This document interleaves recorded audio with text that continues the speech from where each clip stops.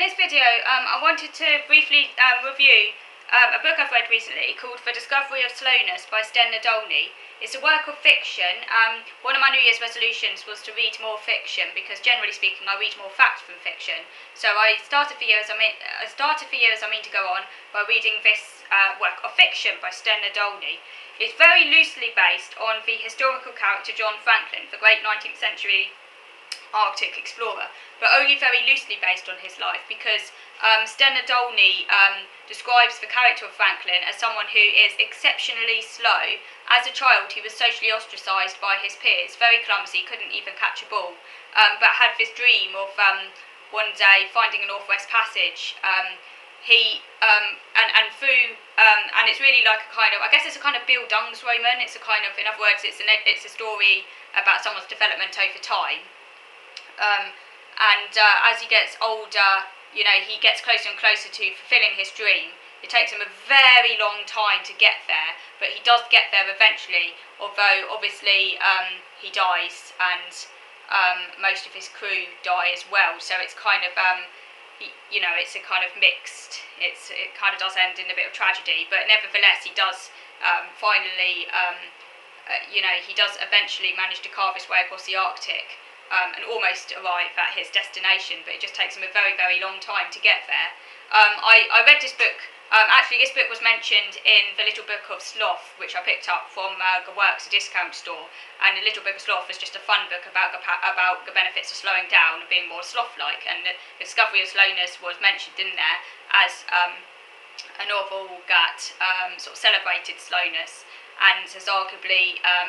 It's arguably sort of the book, if you like, of the slow movement, which I have researched a little bit, and I might do a video on that in some time because I think it's quite interesting.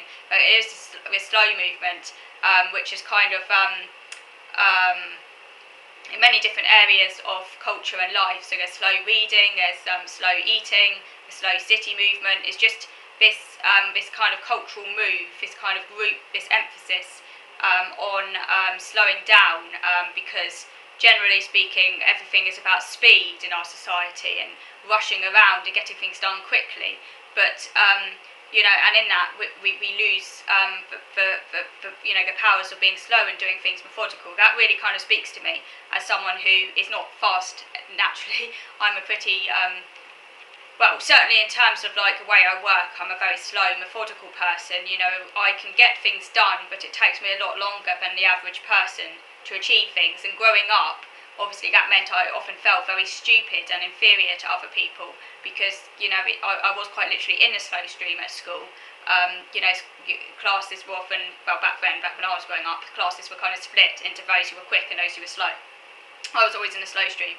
You end up feeling very unintelligent and stupid, which is not the case at all necessarily, because obviously, as an adult, I've had an IQ test done, and that showed that actually I have a very, very high verbal IQ. So it's got nothing to do with intelligence, but obviously those who are quick and fast are the ones that society does tend to see as intelligent, whereas those who are slow, often society sees as lazy or as not pulling their weight or not that intelligent. And it's got, not necessarily the case at all, because we all work to different styles. We all have different styles of working, I should say. Some people are naturally fast, and some people take their time over things. And maybe we should be kind of like appreciating that not everyone is fast, and valuing and encouraging the slow people in society. So I thought that book had quite a powerful message, at least in that regard, about how slowness does pay off. This dedicated, methodical, persistent approach to solving problems does pay off over time. I mean, when I was reading it, I was thinking, John Franklin could actually, in parts, he did come across as someone who might be autistic, which I thought was quite interesting. I read that into the character. I don't think Sten had that in mind, but certainly the character could be read as someone who's autistic, because described as very clumsy, socially awkward, and all the things that as an autistic you can sort of relate to. There were parts of the book that particularly resonated, such as the idea of time as being a despot on page 166. Part of the reason why John Franklin wanted to get away to the Arctic, it says here, is because here it was peaceful. Far behind him, somewhere to the south, men worried about the misery of man. In London, time was a despot whom everyone had to obey. So, in London, there's this idea that time is great, almost like a dictator, that everyone has to march according to this standardised clock time, which not everyone can keep up with. But, John has his own rhythm. Just like in the Arctic, things move to their own rhythm. John himself, he moves to his own rhythm, his own time, his own tempo.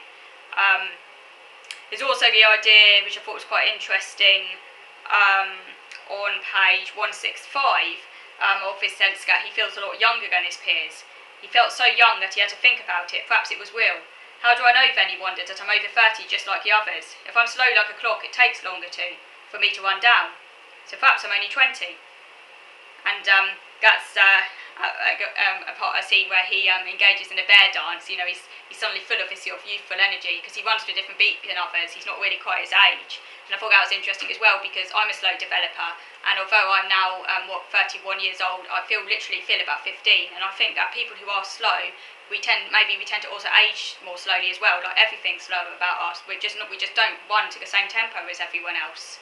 Slow developers, we achieve things far later, we come to insights far later, maybe than other people, and there's nothing wrong with that. And then I thought there's an interesting bit on page 234 about this idea of socialising being a game. This is part of the reason why I think he could have been autistic, because the way he describes socialising is, I can certainly relate to it. This idea that socialising is a game. At last he had it had to be a game. They all played the same game, each one in its own way. There were people like Eleanor who talked about themselves loudly and enthusiastically. That gave them a momentum which made it difficult for people to interrupt. Others used "and" at the end of every sentence, but they were powerless against those who were able to inject themselves into the slightest pause before the "and" to make their remarks. Obviously, the main rule of the game was to seize the chance to speak and hold on to it as long as possible. And then there's a description of different players in the game. Since John didn't want to speak, he remained outside the game and could observe it with detachment. So John, he observes things. He takes in every single detail. It takes him a very long time to speak. He might be asked a question and he has to really reflect on it before he can speak. Everything he says is thought about a great deal. He doesn't just blurt things out. He reflects on things. But because it's slow paced, other people don't like it. They get impatient and they want immediate answers, and that isn't in John's style. So, but it is John who later on achieves great things. It's John who, his slowness, his persistence pays off. So in that respect, he's very much an anti-hero, and like I say, an outsider. And I do like books about outsiders, so that's part of the reason why I read it.